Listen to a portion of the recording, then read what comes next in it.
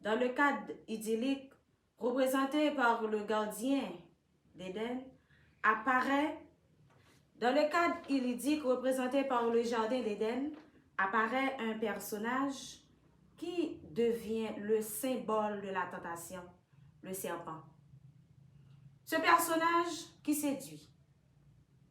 Le serpent est un animal insidieux.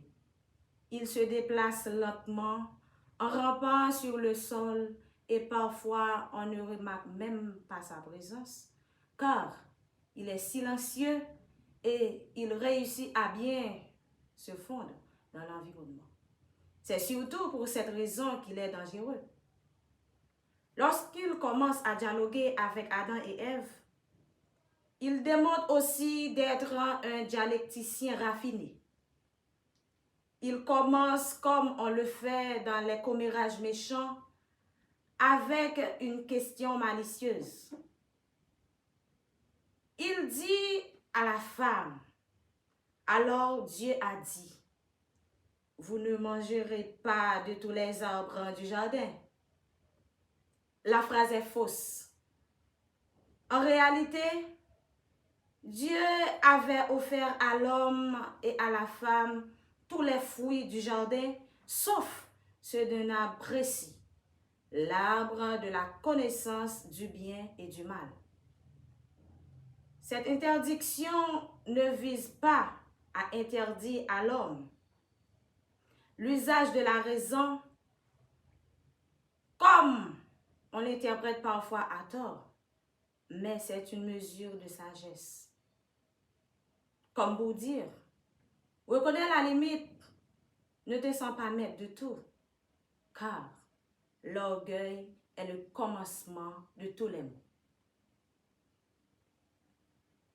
Le récit dit que Dieu place les premiers parents comme seigneurs et gardiens de la création, mais il veut les préserver de la présomption de domination, de se faire maître du bien et du mal.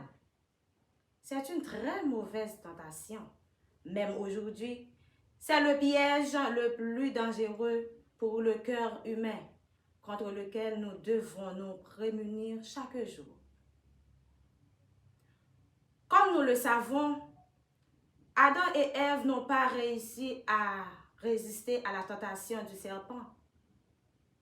L'idée d'un Dieu pas tout à fait bon, qui voulait les maintenir soumis. C'est insinué dans leur esprit.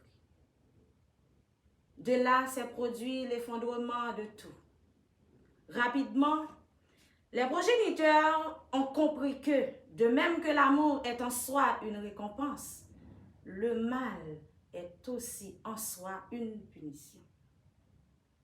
Ils n'auront pas besoin de châtiment de Dieu pour se rendre compte qu'ils ont mal agi. Ce sont leurs propres actes qui feront voler un éclat de monde d'harmonie dans lequel ils vivaient jusqu'alors. Ils pensaient devenir comme des dieux et ils se rendent compte qu'ils ont eu et qu'ils ont aussi si peur.